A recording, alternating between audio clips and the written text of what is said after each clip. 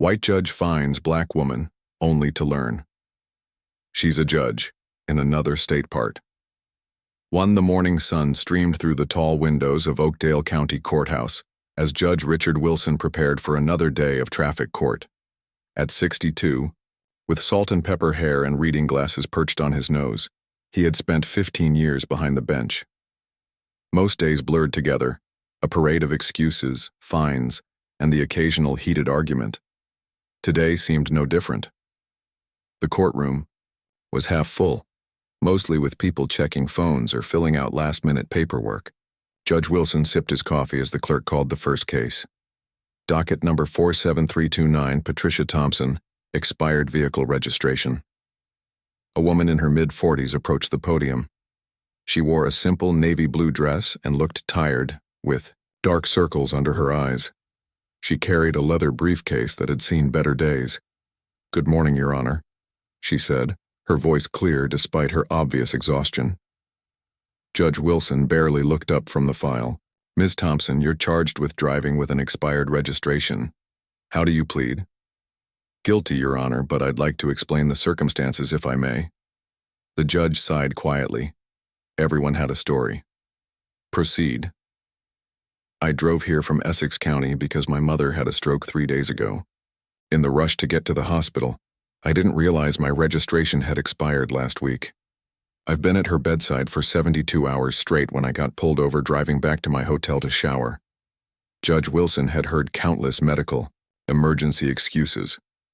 "Do you have any proof of this hospital stay?" Patricia reached into her briefcase. "Yes, Your Honor. I have the admission papers and—" "Ms. Thompson," he interrupted, "the law doesn't change because of personal emergencies. Your registration was expired. That's a fact, not something open to interpretation." Something flashed in Patricia's eyes, not anger, but a quiet dignity. "With all due respect, Your Honor, I understand the law. I'm simply providing context as is my right in this court." The judge frowned at her tone. "The fine is $250, due immediately. Next case." "If I could just finish." "That will be all, Ms. Thompson." As Patricia opened her wallet, a business card slipped out and fluttered to the floor. The court officer picked it up and, after glancing at it, walked it to Judge Wilson instead of returning it to her. The judge read the card, and his expression changed. "The Honorable Patricia Thompson, Circuit Court Judge, Essex County." A murmur ran through the courtroom. Judge Wilson looked up at Patricia, really looked at her, for the first time. The exhaustion in her face took on new meaning. The simple dress wasn't because she couldn't afford better. It was because she'd been sleeping in hospital chairs for 3 days. "Judge Thompson," he said, his voice now uncertain. "I wasn't aware." Patricia stood tall despite her fatigue. "No, you weren't. And that's the problem, isn't it? You weren't aware of anything about me except what you assumed when I walked into your courtroom." The silence that followed felt heavy. People in the gallery stopped checking their phones. The court reporter's fingers hovered over her machine.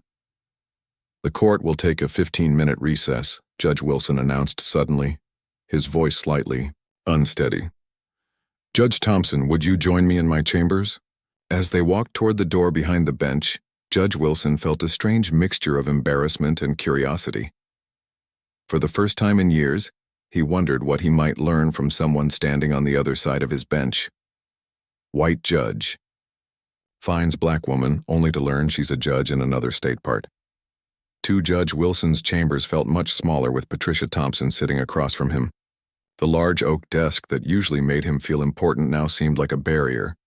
Certificates and awards hung on the walls, silent witnesses to their uncomfortable conversation. "Would you like some tea, Judge Thompson?" he asked, trying to sound normal.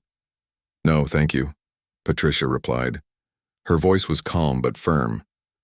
"I should get back to the hospital soon." Judge Wilson cleared his throat. "I want to apologize for my behavior in the courtroom. Had I known you were a fellow judge." "That's precisely the problem," Patricia interrupted gently. "Why should it matter that I'm a judge? Would my mother's stroke be more valid? Would my exhaustion be more understandable? Every person who walks into your courtroom deserves the same respect. The words hit him like a physical blow. He wanted to defend himself, to explain that he treated everyone fairly, but the evidence suggested otherwise. "How is your mother?" he asked instead. Patricia's face softened slightly. "Stable, but it's early days. The doctors are cautiously optimistic." "I lost my wife to a stroke 5 years ago," Judge Wilson said quietly. "It happened so fast. One minute we were having breakfast, the next." He trailed off, surprised by his own openness. Something shifted in the room. Not forgiveness exactly, but understanding. "I'm sorry for your loss," Patricia said. Judge Wilson nodded. "After Helen died, I threw myself into work. Maybe I've been hiding behind these robes too long." Patricia glanced at her watch. "I really should get back." "Of course." Judge Wilson stood up. "About the fine, I'll pay it," Patricia said firmly.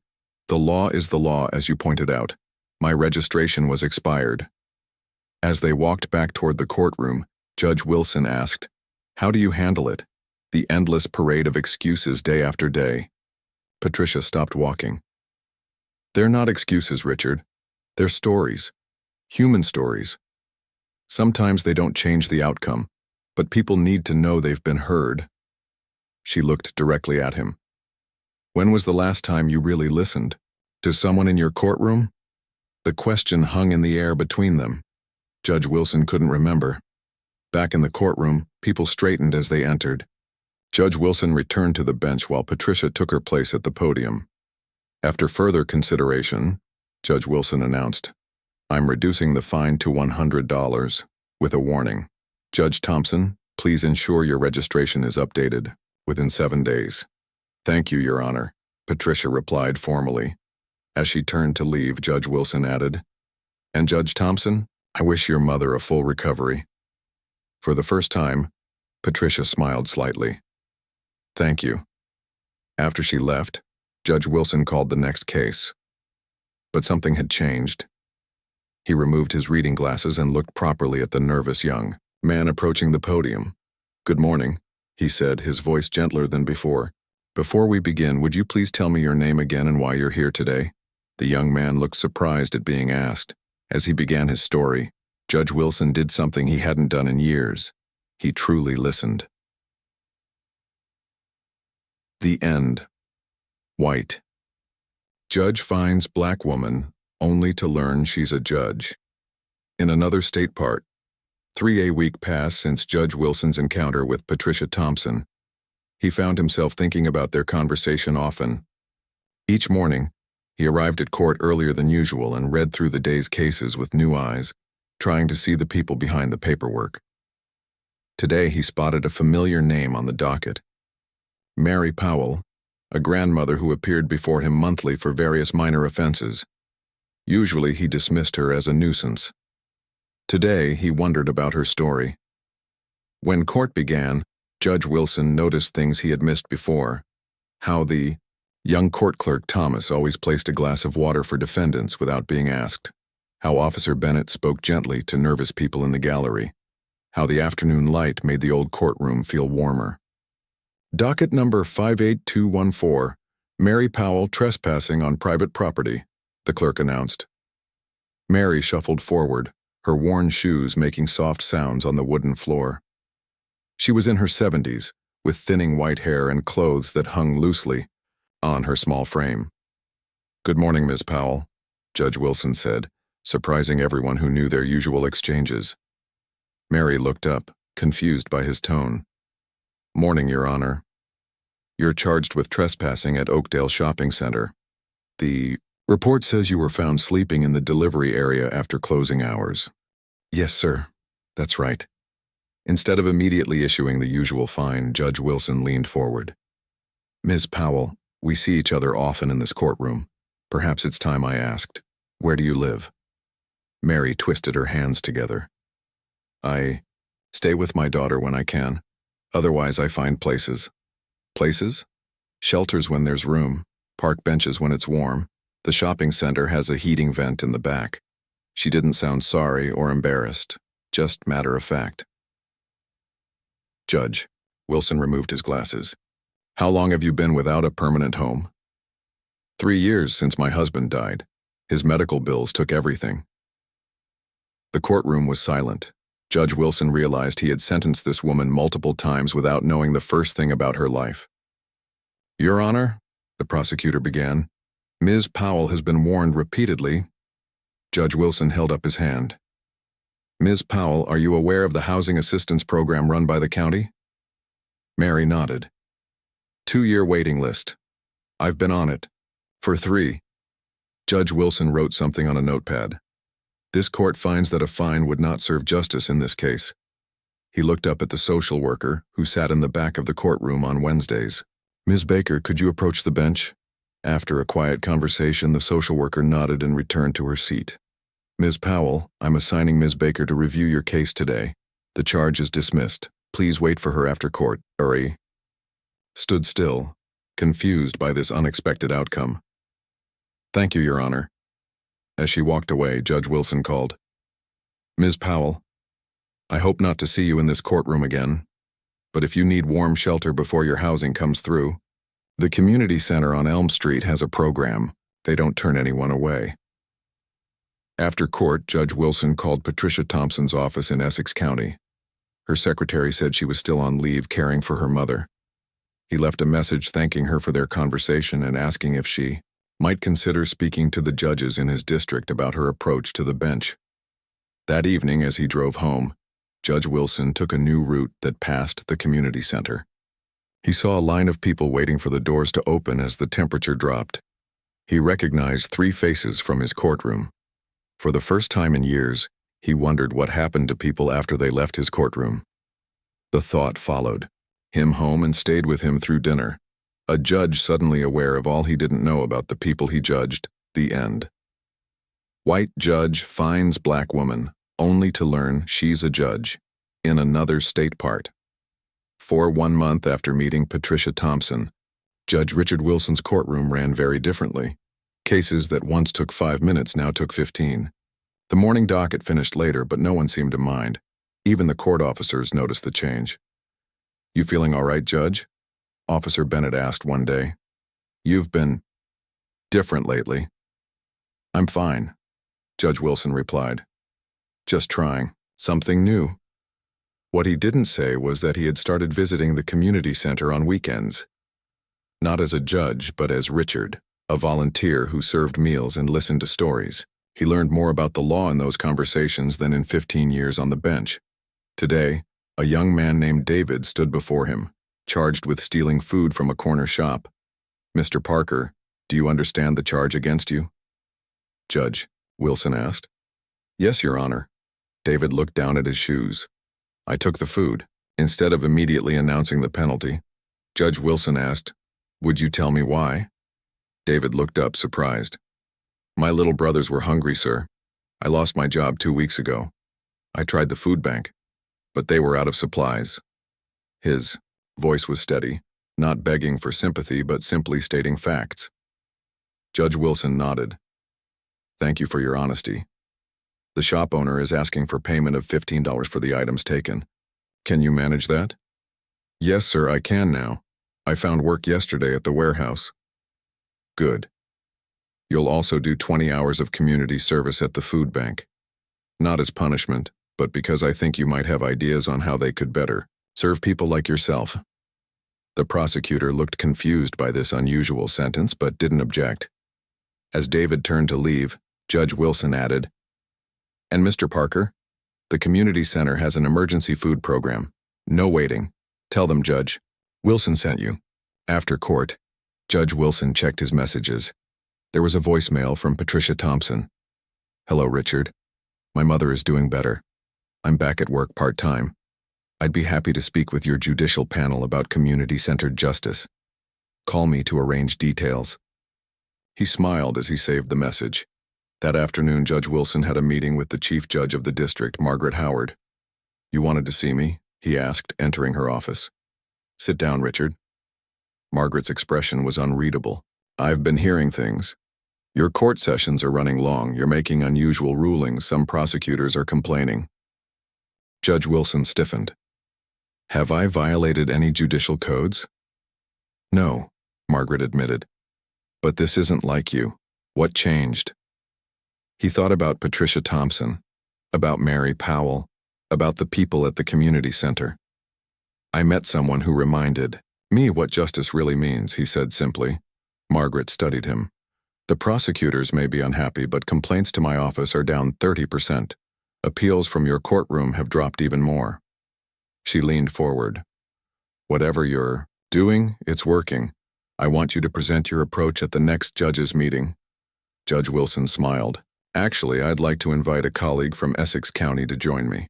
She's an expert in community-centered justice. As he left the chief judge's office, Richard Wilson felt something he hadn't experienced in years. Purpose. The law hadn't changed, but his understanding of it had. The scales of justice needed both rules and compassion to balance properly. In his pocket was Mary Powell's thank you note. She had moved into temporary housing last week. First real bed in 3 years, she had written. Maybe now I can stay. Out of your courtroom, Judge. It was the best outcome he could imagine. The end, white judge finds black woman, only to learn she's a judge. In another state part. 5-6 months had passed since the day Patricia Thompson stood in Judge Wilson's courtroom. The autumn leaves were turning golden outside the windows of the Grand Hotel conference room, where the annual Judicial Leadership Summit was being held. Judge Wilson adjusted his tie nervously as he watched Patricia arrange her notes at the podium. The room was filled with judges from across the country, all curious about the Oakdale approach they had been hearing about. Ready? Patricia asked with a warm smile. Richard nodded. As ready as I'll ever be. Chief Judge Margaret Howard stepped to the microphone. Today we're honored to have Judge Patricia Thompson and Judge Richard Wilson presenting their Community Justice Initiative. In just 6 months, their program has reduced repeat offenses in Oakdale County by 28%. Please welcome our speakers. The applause was polite as Patricia began. She told the story of their first meeting, not sparing any details that made Richard look bad. Some judges shifted uncomfortably in their seats, perhaps seeing themselves in the story. When it was Richard's turn to speak, he took a deep breath. 6 months ago, I was a different judge. I heard cases, not people. I applied the law, but I forgot about justice. The difference might seem small, but it matters. He told them about Mary Powell, about David Parker, about the community center. He explained how longer conversations in court led to better solutions, how listening saved time in the long run because people came back to court less often. It's not about being soft on crime, he explained. It's about being smart about justice. After their talk, many judges came forward with questions. Some were doubtful, others curious. An older judge from the Western District cornered Richard by the coffee table. This all sounds nice, Wilson, but we don't have time for chats with every shoplifter and traffic offender. The dockets are too full. Ours were too, Richard replied. But we found that spending more time up front means seeing fewer repeat visitors. It actually saved time over the long run. As the room cleared, Richard noticed a woman waiting quietly by the door. She looked familiar, but he couldn't place her. Judge Wilson? She said, approaching. I'm Nicole Parker, David Parker's sister. Richard's eyes widened in recognition. How is David doing? Nicole smiled. He's good. Managing the food pantry distribution at the community center now. He said I should thank you. No need for thanks, Richard said. He earned that position himself. Maybe, but he wouldn't have had the chance without you. She handed him an envelope. He asked me to give you this. Inside was an invitation to the opening of a new program at the community center, a legal advice clinic for people who couldn't afford lawyers. David had named it the Wilson Thompson Justice Project. That evening, Richard and Patricia shared a quiet dinner. Do you think we made an impact today? He asked. Patricia considered the question. A few of them will change. The rest will need their own Patricia Thompson moment. She smiled. Someone who makes them really see what they've been missing. Richard raised his glass. To Patricia Thompson moments. As they left the restaurant, Richard noticed a young officer giving a ticket to a car with an expired registration. The driver was explaining something, but the officer wasn't listening. Richard almost walked over, but Patricia stopped him with a gentle hand on his arm. "You can't fix every injustice, Richard." "No," he agreed. "But I can fix the ones in my courtroom. And tomorrow, maybe that officer will appear before a judge who really listens." He smiled. Maybe someday that officer will be a judge who listens. Richard looked up at the stars, feeling both small and significant at the same time. One judge in one courtroom couldn't fix the whole system, but it was a start. The end.